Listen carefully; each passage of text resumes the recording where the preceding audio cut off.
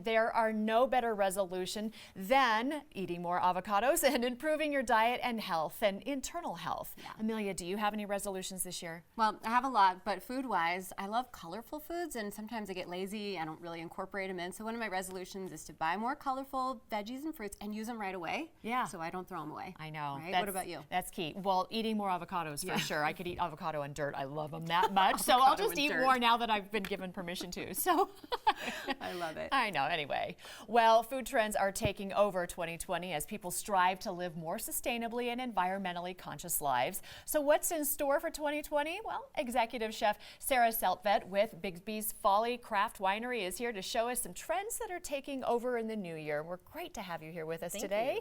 You're welcome. And food is trending in 2020. And it's pretty interesting because, you know, plants are kind of the star of the show right now, and people are really trying to get away from meat. And so why do you think this movement is happening?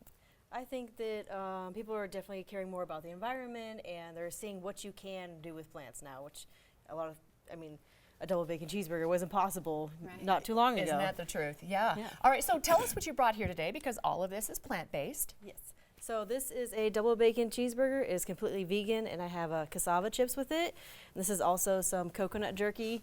So. Oh, wait, I have a question. What is a cassava chip? So cassava is a root. It's mainly found in the Caribbean islands, and it's not too distant from like taro chips. Yeah. Oh, okay. Yeah. And you were commenting on the smell. That they have some fragrant to them, and they're very good. Very good. And what's this? So this is actually a paleo chocolate torte. So it's like Mayan chocolate flavored, but it's made with almond meal and coconut and sweetened with maple syrup and one of the newer, more popular superfoods, which is actually raw cacao. Okay. Which is why it smells so good in here right now. Does that change the taste at all, the raw cacao, as opposed to chocolate? Or it is chocolate. It's just not over processed, over refined. Right, I mean, the chocolate we're used to. Right. It's much more fragrant, and it smells like the way that chocolate is meant to smell. Yeah. Which we may not be used to. Exactly. Yeah. All right, what else do you got here? So this is actually a kombucha cocktail, and trending for 2020 is definitely going to be the lower alcohol cocktails or incorporating kombucha with your cocktail. So this is more like a Negroni with like a local gin, and then this is Rowdy Mermaid Kombucha, which is up in Boulder. So it's they're both Colorado local companies. And beautifully packaged. Oh, yeah. Really great to see that. Yeah. Yeah, and then further on the end we have collagen shots. People are wanting to feel good on the inside and look good on the outside. Collagen is great for your hair and your skin, and you can find all of these shots at a lot of your local, more natural grocery stores. And then representing my restaurant, we have Bigsby's Folly. We have, one of the growing trends in wine and beverage is having this portable capacity, and it's 100% recyclable.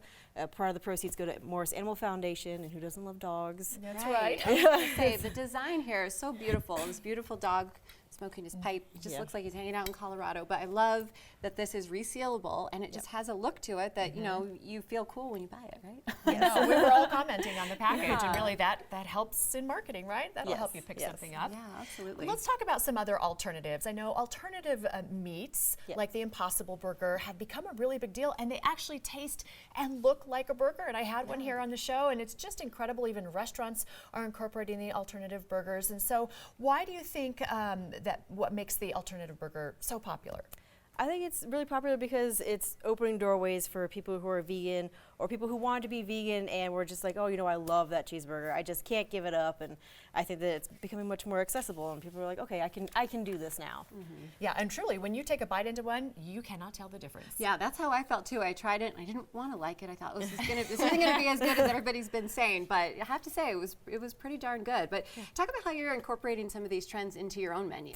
So we're in Rhino, so the Arts District, and we actually have a CrossFit gym that I go to like right down the street. We're surrounded by other CrossFit gyms and climbing gyms, and everybody's very active. And so we like to listen to our guests. There's a lot of gluten-free, dairy-free people who are coming in. And they're like, hey, what do you have to offer? As well as vegan items. So we'd like to offer things that are naturally gluten-free, dairy-free, vegan-free. We're actually going to add another letter to our menu. So we have, V for vegetarian, VG, vegan. We're going to add P for paleo.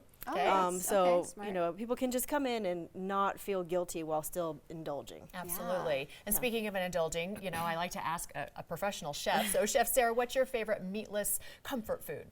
Probably mac and cheese. Mac and cheese Oh, is yes. it? Yeah, Good universal choice. favorite, I Right. would think. Yeah.